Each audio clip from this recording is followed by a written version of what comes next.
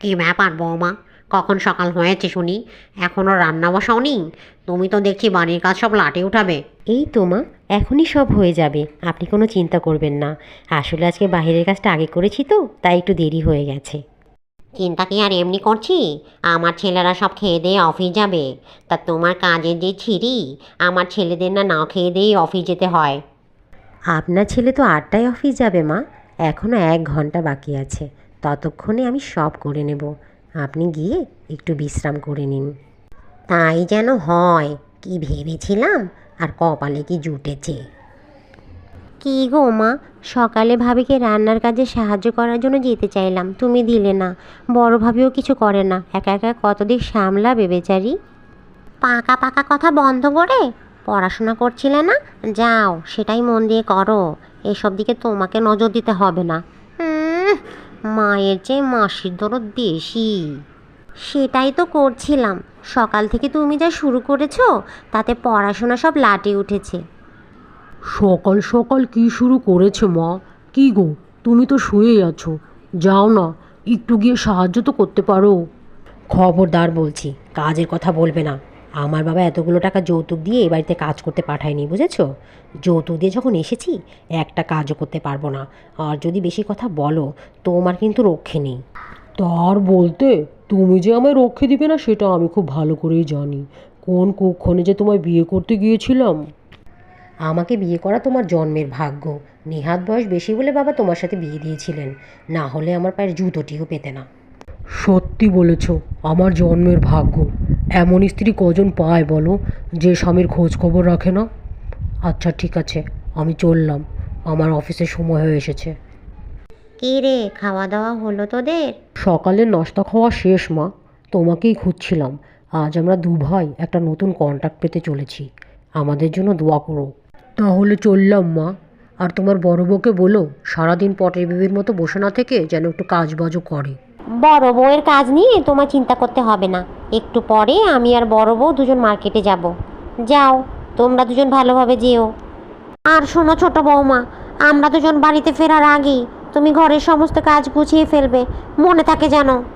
আপনি কোনো চিন্তা করবেন না মা, আপনারা আসার আগেই আমি বাড়ির সমস্ত কাজ গুছিয়ে ফেলবো। শোনো, আজ আমার ফিরতে একটু দেরি হবে, মায়ের কথায় কিছু মনে করো না, উনি বয়স্ক মানুষ। আমি মায়ের কথায় কিছু মনে করিনি, তুমি সাবধানে যেও। দুপুর 2টা বেজে গেছে, এখনও যে টেবিলে খাবার দাওনি, আর কখন দিবে শুনি?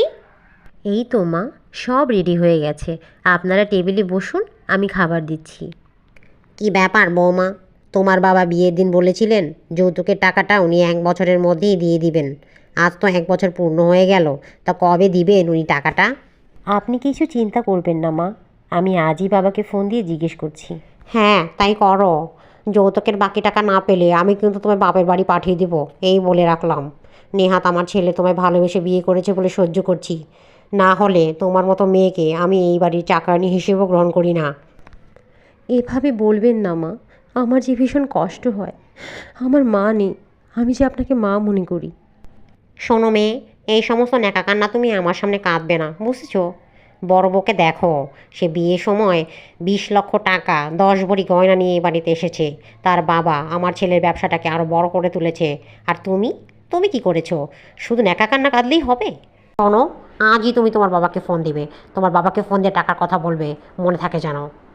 আজ বাড়ি ফিরতে বড্ড রাত হয়ে গেল, জানি না ফাতেমা একা একা কী করছে। কী আর করবে, ঘরে বসে নিশ্চয়ই চুপচাপ কান্না করছে। মজা শুরু করেছে, না, আমায় কিছু করতে হবে। বাবা, আমার শাশুড়ি বলেছেন যদি আর কয়েকদিনের মধ্যে যৌতুকের টাকাটা দিতে না পারো, তবে উনি আমায় তোমাদের কাছে পাঠিয়ে দিবেন। আমি জানি বাবা, তুমি যৌতুকের টাকা গোছানোর জন্য অনেক কষ্ট করছো। তুমি চাইলে আমাকে এখান থেকে নিয়ে যেতে পারো বাবা, আমি আর এ বাড়িতে ফিরে আসতে চাই না। আমি তোমার হতভাগী মেয়ে বাবা, তোমায় অনেক কষ্ট দিলাম, আমি রাখছি। তোমাদের একটা জরুরি কথা বলার জন্য ডেকেছি। সিদ্ধান্তটা আমাকে হঠাৎই নিতে হলো। আমি অফিসের পাশে একটা বাসা ভাড়া নিয়েছি, কালই আমি ফাতেমাকে নিয়ে ভাড়া বাসায় চলে যাব। তুই খুব ভালো একটা ডিসিশন নিয়েছিস। আমি অনেক দিন তোকে বলবো বলে ভাবছিলাম, কিন্তু সাহস করে উঠতে পারিনি। তুই যে এতদিন পর সাহস করে উঠতে পেরেছিস সেজন্য সত্যি আমার ভালো লাগছে। তাহলে তাহলে এই হচ্ছে, এই মেয়ে আমার ছেলেকে আমার কাছ থেকে দূরে নিতে চায়, এভাবেই ও তোর কানে বিষ ঢালছে। তুমি বসো মা, উত্তেজিত হয়েও না। ফাতেমা আমায় কিছু বলেনি, কিন্তু আমার তো চোখ আছে, কান আছে, আমি সব শুনতে পাই। আমি দেখি রোজ কিভাবে তুমি আমার বউকে যৌতুকের জন্য মানসিকভাবে অত্যাচার করো। আমি শুনি যখন এই অত্যাচার সহ্য করতে না পেরে আমার বউ নিশ্চেপে কান্না করে। সেই কান্না আমার বুকে আঘাত করে মা, তখন নিজেকে পুরুষ বলে মনে হয় না। তুমি আমার মা, তোমাকে কিছু বলতে পারি না, যেটা সম্ভবও নয়। তাই আমি ভেবেছি আমি ওর ফাতেমা ভাড়া বাসায় উঠবো। সিদ্ধান্ত দেখছি তোমরা নিয়েই ফেলেছ। তার সিদ্ধান্ত নেওয়ার আগে যখন আমাকে জিজ্ঞেস করোনি, সিদ্ধান্ত নেওয়ার পরেও আমাকে জিজ্ঞেস করতে হবে না। তোমরা যা খুশি করতে পারো, যাও। ওই অসহ্য মেয়েটাকে নিয়ে আমার চোখের সামনে থেকে দূর হয়ে যাও। এখানে একা একা দাঁড়িয়ে কী করছো? কান্না করছো? আচ্ছা, তুমি কি জানো না তোমার কান্না দেখলে আমার কষ্ট হয়? এটা তুমি কি করলে? কেন করলে? চিন্তা করো না, আমরা ভাড়া বাসায় উঠছি না। কাল আমরা অবশ্যই যাব, তবে ভাড়া বাসায় নয়, তোমাদের বাসায়। অনেক দিন তো হয়ে গেল বাপের বাড়ি যাও না। এই সুযোগে একটু বাপের বাড়ি বেরিয়ে এসো, এই দিকে মাও একটু বুঝতে পারুক। কি ব্যাপার বৌমা, সকালে ঘুম থেকে উঠে আমাকে ডাকনি কেন? কি কি করা লাগবে দাও, কাটাকুটি কি আছে সব করে দিচ্ছি।